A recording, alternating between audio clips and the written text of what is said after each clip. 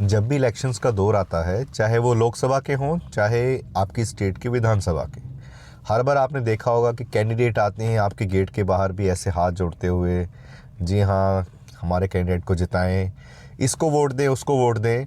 अब ज़रा इमेजिन कीजिए कि अगर एक ही कैंडिडेट हो, उसके ऑपोजिशन में कोई खड़ा ना हो, इंडिया जैसी कंट्री में, वो भी राष्ट्रपति के इलेक्शन के लिए, क्या ऐसा हो सकता है? जी हाँ दोस्तों, डेमोक्रेसी प्रिवेल्स, रेड्डी विंस जो आपकी स्क्रीन पे लिखा है, ये श्री नीलम संजीव रेड्डी जो भारत के राष्ट्रपति बने अनओपोज्ड इलेक्शन 1977 के। क्यों हुआ ऐसा?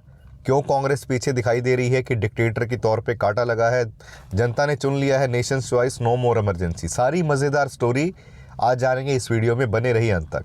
नमस्कार दोस्तों, मैं हेमंत कुमार आपका स्वागत करता हूं आपके अपने YouTube channel study with Hemant पर।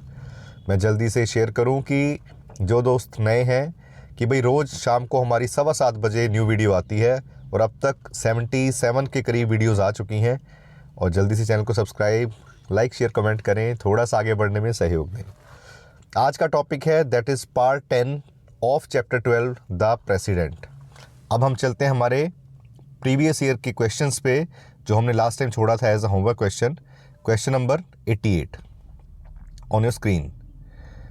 इसमें है कि विच ऑफ द फॉलोइंग, एक second, yes, which of the following is not a constitutional prerogative of the president of India. Constitutional prerogative कौन सा नहीं है राष्ट्रपति का, मतलब उनकी पावर में क्या नहीं है? A, returning an ordinary bill for the reconsideration. B, returning a bill, financial bill को वापस पुनर्विचार के लिए भेजना। C, dissolving the Lok Sabha, appointing the prime minister. ये हमने कर लिया था 89 था आई थिंक, फटाफट इसे भी रिवाइज करवा देता हूँ। तो देखिए, फाइनेंशियल बिल को तो भेज ही नहीं सकते हैं, लोकसभा को भंग कर सकते हैं, और अपॉइंटमेंट प्राइम मिनिस्टर की वो भी राष्ट्रपति ही करते हैं। और नॉर्मल बिल को, साधारण बिल को रिकंसिडरेशन के लिए भेज सकते हैं कि भी काउंसिल ऑफ मिनिस्टर दोबारा उस पर सोच विचार करे और फिर अपनी राय दे। तो इसलिए आंसर क्या हो गया? बी। यूपी पीसीएस 2007 का क्वेश्चन था, हमने आर्टिकल 111 में किया था, जिसके तहत राष्ट्रपति फाइनेंशियल बिल को रिकंसिडरेशन के लिए नहीं भेज सकते। ये इंट्रोड्यूस ही ऐसे किया जाता है कि except recommendation of the president के बिना वहाँ पे पेश ही नहीं किया जाएगा। तो पहले ही बातचीत हो चुकी होती है, भाई पैसे का मामला है। आगे क्वेश्चन नंबर 89 की बात करें। Question number 89, who prepares the president's address to the parliament. ये था आपका homework question. B, president himself, speaker of the Lok Sabha, chairman of the Rajya Sabha या सेंट्रल कैबिनेट। कौन राष्ट्रपति का जो संबोधन है, एड्रेसिंग है, उसको तैयार करता है? एमपीपीसीएस 1998 का question. And D is the answer, that is central cabinet. Union cabinet prepare करती है भाई राष्ट्रपति कैसे संबोधित करेंगे पार्लियामेंट को, to the parliament, because the real executive power vest in the union cabinet. कि जो यूनियन कैबिनेट है वही मेन मंत्रिमंडल के पास सारी पावर है, वही राष्ट्रपति को मैक्सिमम मसलों पे एडवाइस करते हैं, और जिसके हेड कौन है? Prime minister. चलिए आगे चलते हैं। Now that is question number 90 on your screen and first one of our this session. President of India is different from the British king. British के जो राजा हैं उनसे भिन्न है, अलग है भारत के राष्ट्रपति। ये कथन है, स्टेटमेंट। रीजन है, office of the Indian president is similar to that of America. जो ऑफिस है इंडियन प्रेसिडेंट का वो सिमिलर है टू दैट ऑफ अमेरिका। क्या ऐसा है? भारत के राष्ट्रपति का ऑफिस, और ऑफिस मतलब वो बिल्डिंग नहीं, उनकी सारी पावर्स, उनका काम करने का स्टाइल और उनकी एग्जीक्यूशन, ये सारी चीज़ें। ये स्टेटमेंट्स आपके सामने, A and R, true, R is correct explanation, ये सब बोल के टाइम वेस्ट नहीं करेंगे, फटाफट आप रीड कर लीजिए, 4 ऑप्शंस आपकी स्क्रीन पे। अब इसको आगे चलते हैं हम। C is the answer, that is A is true and R is false. राष्ट्रपति जो है इनडायरेक्टली इलेक्टेड होते हैं, whereas British king is hereditary. वहाँ पे जो वंशानुगत ढंग से ही आते हैं, भाई पहले राजा फिर उसके बच्चे उसके बच्चे, इसी ढंग से वहाँ ब्रिटिश में राजा चूज़ होते हैं। क्वीन एलिजाबेथ थी, उन्हीं की फैमिली चल रही है भाई अभी तक। तो जो राष्ट्रपति हैं हमारे यहाँ पे वो इनडायरेक्टली चूज होते हैं, इसलिए हमारा देश है रिपब्लिक इंडिया, गणतंत्र, मतलब head of the state is elected, not hereditary. US president has the more power than the Indian president. जो दोस्त नए हैं प्लीज़ आप पार्ट 1 एंड पार्ट 2 को ज़रूर देखें, क्योंकि ताकि इस चैप्टर के पार्ट 1 एंड 2, ताकि आपको सारे कॉन्सेप्ट्स की क्लैरिटी हो जाए। सिर्फ 20-20 मिनट की वीडियो में मैंने क्लैरिटी से सारा एक्सप्लेन किया है। उसके अलावा तब आप क्वेश्चन को अटेम्प्ट कर पाएंगे बहुत अच्छे से खुद, मेरी एक्सप्लेनेशन के बिना। और अगर आप सीधे इस वीडियो को देखेंगे तब भी क्वेश्चन ज़रूर समझ आ जाएंगे, because I am explaining each and every question. US president has more power than Indian president. US president के पास पावर है मतलब ज़्यादा पावर है, क्योंकि भाई वहाँ पे प्रेसिडेंशियल फॉर्म ऑफ गवर्नमेंट है। दो प्रकार की गवर्नमेंट मैंने करवाई थी कि प्रेसिडेंशियल, पार्लियामेंट्री। भारत में पार्लियामेंट्री फॉर्म ऑफ गवर्नमेंट है, वहाँ पे प्रेसिडेंशियल है। प्रेसिडेंशियल में राष्ट्रपति के पास होली सोली पावर है, जैसे हमारे यहाँ पे प्राइम मिनिस्टर के पास पावर है। हेड ऑफ द गवर्नमेंट वहाँ पे राष्ट्रपति हैं, वो अपनी मर्जी से अपनी कैबिनेट चूज़ कर सकते हैं, इसलिए वहाँ पे वो एक्सपर्ट बंदे भी पिक कर पाते हैं अपनी टीम में। जैसे जब बराक ओबामा थे या ओसामा बिन लादेन को उठाया तो बैठ के पूरा लाइव ऑपरेशन देख रहे हैं, अपनी टीम को खुद पिक कर पाते हैं, तो ज़्यादा स्टेबल गवर्नमेंट रहती है काइंड ऑफ। अब चलिए आगे चलते हैं। Question number 91, given below are the two statements, दो स्टेटमेंट दी गई हैं। Assertion A, the president is the part of the parliament, राष्ट्रपति पार्ट है पार्लियामेंट के, बिल्कुल पार्ट है। लोकसभा, राज्यसभा, फिर राष्ट्रपति, तीनों मिलकर बनाते हैं पार्लियामेंट। रीजन क्या है? A bill pass by the two houses of the parliament can not become a law without the assent of president, कि भाई जब तक कोई बिल दोनों हाउसों से पास होने के बाद राष्ट्रपति से अगर उसकी मंजूरी नहीं मिलती तो वो बिल एक कानून नहीं बन पाता है। ये एक्सप्लेनेशंस, ये चार ऑप्शंस आपके सामने, बताइए कौन सी सही है इनमें से। And D is this one, UPPC 2007 का question and A is answer भी करेक्ट एक्सप्लेनेशन है। दोनों स्टेटमेंट इंडिविजुअली भी ट्रू हैं भाई, तभी उसके पार्लियामेंट के हिस्सा हैं, नहीं तो दो हाउसेज ने पास कर दिया काम बन जाए। वो पार्लियामेंट के हिस्सा है भी, तीसरे हिस्से से भी पास होना चाहिए, कि उनके साइन के बिना बिल कोई कानून नहीं बनेगा, जिसको कहते हैं अधिनियम, act. According to the article 79 the parliament includes the president and the both houses, Lok Sabha and Rajya Sabha. और जो आर्टिकल 111 है, a bill becomes a law only when it gets a president's assent. ये 79 क्या कहता है कि पार्लियामेंट के अंदर तीन कंपोनेंट्स हैं कि राष्ट्रपति भी उसका हिस्सा है, लोकसभा राज्यसभा के अलावा। 111 क्या कहता है कि कोई बिल तभी कानून बनेगा, और इसकी डिटेल और भी है कि भाई कैसे वो फाइनेंशियल बिल को नहीं वापस कर सकते, ऑल्टरनेट बिल को भेज सकते हैं, क्या कर सकते हैं, ये सारी 111 में है। इंपॉर्टेंट आर्टिकल है, याद कर लीजिए, इसे नोट कर लीजिए। Next is question number 92, given below are the two statements. Assertion ये आपके सामने, supreme command of the defence forces is the president. जो सुप्रीम कमांड है और जो डिफेंस फोर्सेज किसके पास लाई करती है, किसके पास रहती है? वो राष्ट्रपति के पास। कारण क्या है? Reason, the president's power as commander in chief are independent of legislative control. जो राष्ट्रपति की पावर है एज कमांडर इन चीफ, मतलब तीनों सेनाओं के अध्यक्ष, are independent of the legislative control, कानूनी कंट्रोल से बाहर हैं। क्या ऐसा है? Let's see. चार ऑप्शंस आपके सामने वही सेम है, सेम पैटर्न में है। सो आंसर की तरफ चलते हैं। यूपीपीसीएस में 2 बार आया क्वेश्चन, 2005, 2010। सी की तरफ, A true and R is false. क्यों है? आर्टिकल 53(2) कहता है सुप्रीम कमांड जो है डिफेंस फोर्सेस की, वो किसके पास रहेगी? राष्ट्रपति के पास। और बट जो एक्सरसाइज करने की पावर है कि कैसे एक्सरसाइज कर सकते हैं, वो पावर जो है, that power on the advice of council minister headed by the PM. वो एक्सरसाइज कैसे कर पाएंगे? लेजिस्लेटिव दायरे से बाहर क्यों नहीं है? क्यों भाई? वो एक्सरसाइज ही ऐसे कर सकते हैं उस पावर को जब उनका मंत्रिमंडल राष्ट्र और प्राइम मिनिस्टर के अंडर रहते हुए वो उनको सलाह देंगे राष्ट्रपति, अकॉर्डिंगली ही विल वर्क। सो इसीलिए ये गलत है। Next is question number 93, first president of India held from, कहाँ से? पहले जो राष्ट्रपति थे देश के, श्री राजेंद्र प्रसाद, वो कहाँ से थे? UP, Andhra Pradesh, Bihar, Tamil Nadu. And answer is C, जो फर्स्ट प्रेसिडेंट थे that held from the Bihar. Next is question number 94, the fourth president of India was, चौथे जो राष्ट्रपति थे वो कहाँ से थे? कौन थे? कहाँ से का नहीं आया हुआ भाई, यहाँ पे नाम ही पूछा गया सिर्फ। तो वो थे V V Giri, I think, yes, V V Giri, Venkata Varya Giri, that is fourth president of India, जिन्होंने ज़बरदस्त, याद होगा वो ज़बरदस्त मैंने कार्टून बना के दिखाया था आपको कि कैसे उन्होंने वाइस प्रेसिडेंट की सीट का रिस्क लिया, रिज़ाइन किया और फिर एज ए इंडिपेंडेंट कैंडिडेट खड़े हुए कांग्रेस को छोड़ के, ठीक है, और राष्ट्रपति बने कम मार्जिन के साथ, ठीक है ना। किस्मत बहादुरों का साथ देती है। फोर्थ प्रेसिडेंट ऑफ इंडिया बने 1969 से 1974 तक, but on the basis of the tenure के बेसिस पे वो छठे राष्ट्रपति थे, क्योंकि डॉक्टर राजेंद्र प्रसाद 3 बार तो वही बन गए थे, 1950 से 52 तक, 52 से 57 और 57 से 62, ये 3 टेन्योर थे। पहले वाला 2 साल का टेन्योर था, तो 3 बार बने हैं। फिर उसके बाद डॉक्टर राधाकृष्णन और जाकिर हुसैन बने और फिर ये आ गए, ठीक है जी। अब चलते हैं आगे। सीक्वेंस देखो थोड़ा सा, एक बार ऐसे देख लिया कि भाई पहली टेन्योर की श्री राजेंद्र प्रसाद 3 बार बने हैं, तो वहाँ हमने देख लिया कि 52 से 50, 50 से 52, 50 से 52 2 साल, उसके बाद 5-5 साल नॉर्मल टेन्योर उन्होंने पूरा किया है। वैसे ही ध्यान में आ गया 50 से 52, 52 से 57, 52 टू 57, 57 टू 62 हो गए पूरे। अगले बन गए श्री सर्वपल्ली राधाकृष्णन, 5 साल के इन्होंने पूरा किया है। तो 5 साल 62 + 5 67 तक। फिर डॉक्टर जाकिर हुसैन आए, इनकी डेथ हो गई थी रहते रहते राष्ट्रपति टेन्योर से पहले, तो 69 में इनकी डेथ हुई, यहाँ से इतना याद रह गया। चौथे बने हैं श्री वीवी गिरी, अभी मैंने बात की, तो ये एक अलग ही थे जिन्होंने एज ए इंडिपेंडेंट कैंडिडेट किया, ये इसलिए याद रह गया 69 to 74।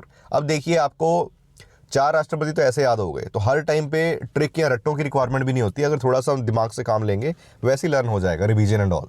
फिर भी मैं ट्रिक भी एक शॉर्ट में बना के डालूंगा इसकी राष्ट्रपति की लिस्ट की। अब चलते हैं आगे, that is question number 95 on your screen. Which president of India completed the 2 successive terms, लगातार 2 टर्म्स किन्होंने पूरी की हैं? Doctor S Radhakrishnan, doctor Rajendra Prasad, doctor Zakir Hussain, both A and B. बताइए, B both A and B, जिन्होंने 2 सक्सेसिव टर्म्स पूरी की हैं। कि देखिए सिर्फ एक ही थे राजेंद्र प्रसाद, इन्होंने जो 2 टर्म्स पूरी की हैं, जो स्टार्टिंग वाले, ठीक है। तो इसमें देखिए ये मैंने बताया था, ये सीक्वेंस आपके सामने 3 बार बने थे 2 की बजाय, वहाँ क्वेश्चन में 2 बार पूछे, इसलिए आंसर भी यही है। 96 who of the following was elected as the president of India unanimously, एक मत के साथ, किसी को कोई समस्या नहीं थी भाई, एक मत के साथ, अनअपोज, दैट इज सी। अब आगे हैं डॉक्टर नीलम संजीव रेड्डी, जिसकी हम आज बात करेंगे। Doctor Neelam Sanjiva Reddy was elected as the president of India unanimously unopposed, कोई नहीं सामने खड़ा था भाई। क्या भाई इनका खौफ था ऐसा, क्या मतलब दबंगई चल रही थी, गुंडागिरी तो नहीं थी कहीं, ठीक है, जैसे जैका शीकड़े का ईगो नहीं हर्ट करने का। His tenure was 1977 to 1982। अब देखिए, अब चलते हैं जो आपके लिए मैंने, यस, डॉक्टर नीलम संजीव रेड्डी आपकी स्क्रीन पे। और देखिए इंपॉर्टेंट पॉइंट्स बताता हूँ फटाफट।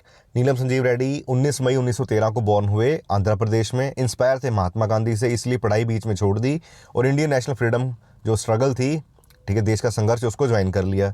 एक्टिवली पार्टिसिपेट किया सिविल डिसोबीडियंस मूवमेंट में, असहयोग आंदोलन में, और बहुत बार जेल भी गए ब्रिटिश गवर्नमेंट के अंडर, ठीक है। और आफ्टर इंडिपेंडेंस इन्होंने क्या किया, एक इमर्ज होकर निकले स्ट्रॉन्ग एडमिनिस्ट्रेटर और नेशनल लीडर, कि भाई जिस संगति में रहोगे वैसी रंगत आएगी, ठीक है।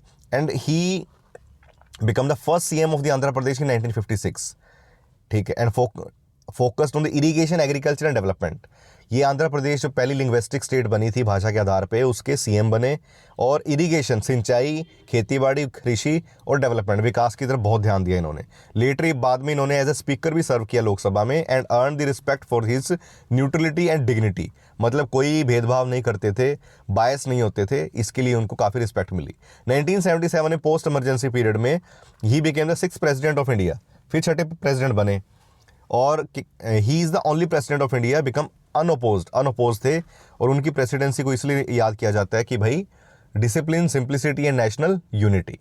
इंपॉर्टेंट फैक्ट्स क्या है एग्जाम पॉइंट ऑफ व्यू से, इसको देख लीजिए फटाफट। ये उनकी डेट ऑफ बर्थ आ गई, 19 मई 1913, इल्लूर आंध्र प्रदेश में पैदा हुए, डाइड 1 जून 1996 को। फ्रीडम फाइटर थे, सिविल डिसोबीडियंस मूवमेंट में पार्टिसिपेट किया, पहले सीएम बने 1956 से लेकर 60 तक, स्पीकर बने लोकसभा के, first speaker to resign from the party membership से रिजाइन किया इन्होंने। 6th प्रेसिडेंट बने 25 जुलाई 1970 से लेके 1982 तक, और 3 प्रधानमंत्री इसके साथ काम किया, मोरारजी देसाई, चरण सिंह, इंदिरा गांधी, ठीक है। और known as the architect of modern Andhra Pradesh, ये इंपॉर्टेंट चीज़ याद रखें। एक इनकी किताब आई थी विदाउट फियर और फेवर, विदाउट फियर, बिना डरे और बिना फेवर किए, ये इनकी किताब थी। अब इसके बारे में थोड़ी सी इंटरेस्टिंग फैक्ट्स बता दूं। क्या हुआ था 1975 में, जब इंदिरा गांधी जी ने इमरजेंसी लगवा दी थी राष्ट्रपति के द्वारा, फखरुद्दीन अली अहमद जी, तो उस टाइम पे जो 2 साल देश ने वो काला दौर देखा भाई, सब सारे फंडामेंटल राइट्स का हनन, सारी आपकी फ्रीडम ऑफ द प्रेस नहीं थी, क्या छपेगा अखबार में, ये भी सरकार के तहत जो इन्फॉर्मेशन ब्रॉडकास्टिंग मिनिस्ट्री है वो छांट के देती थी, हाँ भाई ये टिक कर दिया, ये छापो, ये मत छापो। इतना देश ने पकड़ के नसबंदी कर दी, लोगों ने स्टरलाइज कर दिया, मतलब जिसको नहीं पता है तो भाई जो आगे पापा ना बन सके। तो ये सारी चीज़ों के कारण देश बहुत बुरी तरह से मतलब हर्ट हो रखा था। उसके कारण फिर बाद में देश ने डिसाइड किया कि भाई क्लियर कट भी हमें कोई डेमोक्रेटिक बंदा नहीं चाहिए, तानाशाही चलाए हमारे ऊपर, हम लोकतंत्र देश चाहिए। तो कांग्रेस ने इसीलिए कि देखा कि हमें तो वोट वैसे नहीं मिलेगी, उन्होंने अपना कैंडिडेट ही नहीं खड़ा किया कि अपनी बच्ची हुई इज्जत को बचा लें, कि खड़ा करेंगे और वो हारेगा, इसलिए हमने कैंडिडेट ही नहीं खड़ा किया। इसीलिए कांग्रेस की तरफ से वैसे गए। और बहुत सारे जो स्टेट्स के अंदर छोटे छोटे नेम्स थे वो कुछ डिस्क्वालीफाई हो गए कोइंसिडेंस से, और कुछ इनको फ़ायदा मिल गया कि लोगों कोई अच्छी पार्टी इनके अगेंस्ट खड़ी नहीं हुई, इसलिए अनअपोज इलेक्शन था। मेन जो बड़ी पार्टी थी कांग्रेस, उसके साथ ये घटना हुई। आई होप ये इन्फॉर्मेशन मज़ेदार लगी होगी। सच में अच्छी लगी तो दोस्तों प्लीज़ थोड़ा कमेंट्स दें यार, मुझे भी थोड़ा सपोर्ट करें, ठीक है। बड़ी कंसिस्टेंसी डिसिप्लिन के साथ आपकी सेवा में हाजिर हूँ, तो थोड़ा सा सहयोग दें, थोड़ा प्यार दें, ठीक है। दोस्तों से बांटें, चैनल को ग्रो करने में थोड़ी हेल्प करें। अब चलते हैं आगे हमारे क्वेश्चंस पे। अभी question number 97, the single instance of the unanimous elections of the president of India so far was the election of, जो पहला इंस्टेंस था जब यूनानिमस इलेक्शन हुए, एक मत के साथ राष्ट्रपति बना दिए गए, वो थे आपकी ऑप्शन है 4 स्क्रीन पे, डॉक्टर नीलम संजीव रेड्डी। वैसे ही आपको अच्छे से पता है, अब D is the answer. Next is match करें लिस्ट 1 लिस्ट 2 को। लिस्ट 1 में इधर फखरुद्दीन अली अहमद, इधर राइट साइड टेन्योर दिए गए हैं, नीलम संजीव रेड्डी, डॉक्टर जाकिर हुसैन, वीवी गिरी, ये सीक्वेंस है। देखिए ऐसे ही याद आ जाएगा जैसे मैंने बताया था, डॉक्टर जाकिर हुसैन 2 ही साल रहे, 67 to 69, और 69 फिर 4th ये बने थे वीवी गिरी, तो 2 तो आपको वैसे ही पता है यहाँ पे, 69 to 74, तो डी का 1 हो गया और सी का यहाँ पे ये 4 हो गया। अब डी का 1 सी का 4, ये देखिए डी का 1 और सी का 4, एक ही ऑप्शन है सी, और यहीं से क्वेश्चन सॉल्व हो जाएगा आपका। ये लीजिए, इसीलिए कहता हूँ थोड़ा सा भी एफर्ट लगाएंगे स्मार्टली, तो हर टाइम पे रट्टे, हर टाइम पे ये इतना हाई, देखो जितना कम लॉजिक के साथ रट्टे मारोगे उतनी ज़्यादा रिविजन्स मारनी पड़ेंगी, उतनी पढ़ाई बर्डनसम लगेगी, तैयारी लगेगी। मैं 16 घंटे पढ़ा, मैं 18 पढ़ा और फिर भी पढ़ ही रहा हूँ और 7 वाला एग्ज़ाम निकाल गया। तो ये चीज़ मेरी टिप बहुत ध्यान में रखें। ये फखरुद्दीन अली अहमद 1974 से 77 तक बने, वीवी गिरी के बाद ये आए थे, फिर नीलम संजीव रेड्डी आ गए, उसके बाद छठे पर जो प्रेसिडेंट थे 1977 to 1982 डॉक्टर जाकिर हुसैन, बता दिया, वीवी गिरी ये आपके सामने। Question number 99, who of the following before becoming the president of India did not hold the office of vice president? कौन पहले वाइस प्रेसिडेंट के ऑफिस पे सीट पे नहीं रहे, राष्ट्रपति बनने से पहले नहीं रहे, मतलब कई सारे रहे हैं, let's see. A doctor Sarvepalli Radhakrishnan, doctor Zakir Hussain, C Neelam Sanjiva Reddy, D R Venkataraman.